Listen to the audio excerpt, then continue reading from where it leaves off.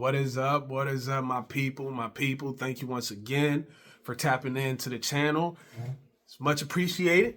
You know, of course, we got another one. But before we get started, we are brought to you by, powered by the homies at DNS Cleaning. So you already know how it goes, man. If you are, a realtor, you need some help, office space, need some help, Airbnbs need some help.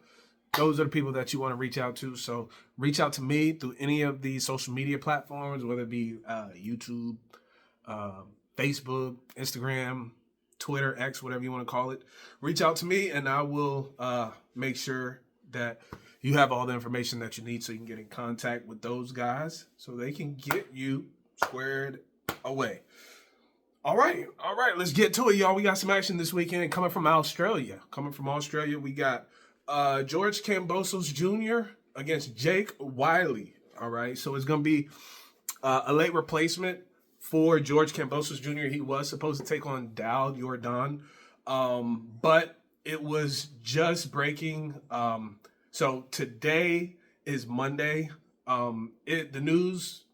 We received the news early Monday morning that Jordan was being replaced by Jake Wyllie. So it's going to be as we said, a late replacement for George Kambosos Jr. So we'll get to that shortly. But we're just going to touch over a few fights, you know what I'm saying, like we always do. We're going to start off with, we get Taramoana. I hope I pronounced that correctly, but we get the heavyweight.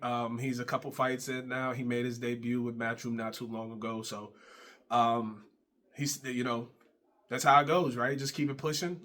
He's, doing what he's supposed to do. So it's good for him to be featured on the Australian card. Another opportunity for him to make a statement in the heavyweight division and figure out what's next. So we do get Taramoana on the card, and we also get the rematch between Sugar Neeks, Charnika Johnson, and Nina Hughes Part 2. So they're going to run it back. They're going to run it back for the second time in Australia. They ran it for the first time in Australia, and Nina Hughes did suffer her only defeat to Sugar Neeks, Charnika Johnson, in that matchup that happened. So as we said, they're going to be running it back for a second time. The first fight was very entertaining. It was back and forth. So I expect nothing less, from the rematch. I expect actually even more since they've been in the ring with each other. They kind of know what to expect. So that one's going to be, a good one. And I can see maybe if Nina Hughes can find a way to sneak one, we could be looking at a trilogy. I don't want to get too far ahead, but we gotta look at things like that.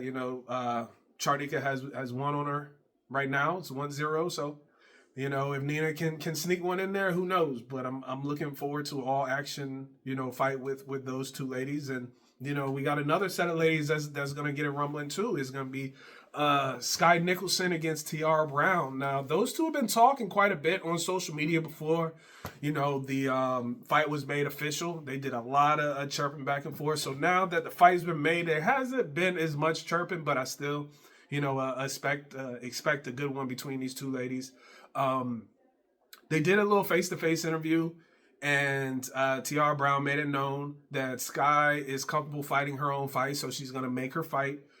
I don't know if she gave away any of her game plan or not, but she said that she's going to try to make her uncomfortable and fight. And I mean, if we look at Sky Nicholson's previous fights, right, she's been comfortable. She's been comfortable with every opponent that she's been in the ring with. It's just a matter of time before she gets comfortable, and then you can tell, when you see her in the ring, it takes a little bit of time to figure out her opponent, and then next thing you know, you see her boxing and just executing her game plan. So I think this is going to be her biggest test.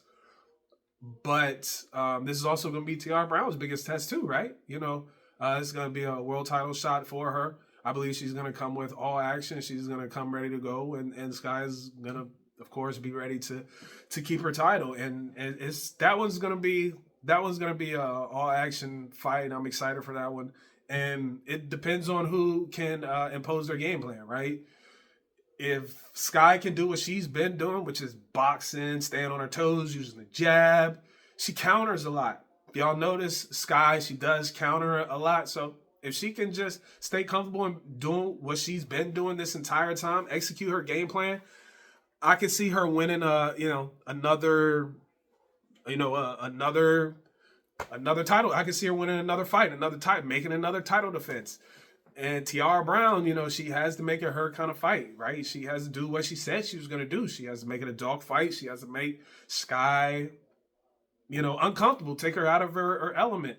Don't let her skate around and box and get comfortable. Turn it into a dog fight here and there. So it depends on who can, kind of impose their game plan first.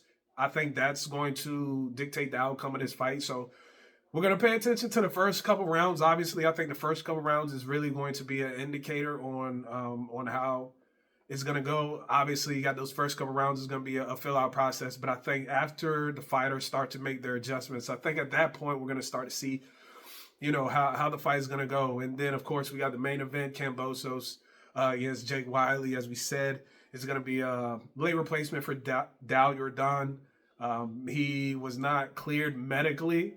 That's the word that we received from Matchroom through the email. So get well soon, Dal Jordan. But Jake Wyllie, he's another Australian from what I'm hearing. He's a fellow Australian like Kambosos. So that's what I'm hearing. So he'll be stepping in. And this is George Kambosos' fight to win, right? I mean, when we talk about late replacements, it benefits the person that's been there the whole time, right? It benefits the person that's been on the card. In this situation, it benefits Kambosos because he's now, if you're changing opponents, there may be a change in game plan, but Kambosos has already been training. He's ready for a fight. He's ready to go. And we don't know what kind of shape his opponent is going to be in. Has he been working out, or is he, not in as good a shape as he, would normally be? So we'll see how things start to play out. But either way, I think this is Kambosos' fight to win. It's in his, it's in Australia. It's made for him, and I mean, there's a title fight on the line with Richardson Hitchens. If he is successful. So this is Kambosos' show. So we'll see what he brings to the table. We'll see if he's able to capitalize on the late replacement, and he's got to be impressive. He's got to make a statement. I mean, these past couple fights have been a struggle for him. He's had the 2 losses to Haney, and then he had a questionable performance against Maxie Hughes, and then he fought Lomachenko, and then he had the loss. So he's 1-3, I want to say, in his last few fights. So this is a good opportunity for him to make a statement and show that he's still a top dog in the division and that he's ready for the next step. So we're ready for the card. Stay locked into all the social media channels, of course, the YouTube, the Facebook, as we mentioned earlier, because we're going to keep everything updated. We're going to keep all the results updated, and when things go down, we'll make sure that first. That's what we're here for. So, as I always say, I appreciate you guys stopping through and hollering at your boy and kicking it with me for a little while. And we'll see how this, Australian card goes. But we got us a good card on tap. So, stay locked into the TV. Stay locked into the channel. Until next time, y'all, I'll check y'all out. Peace.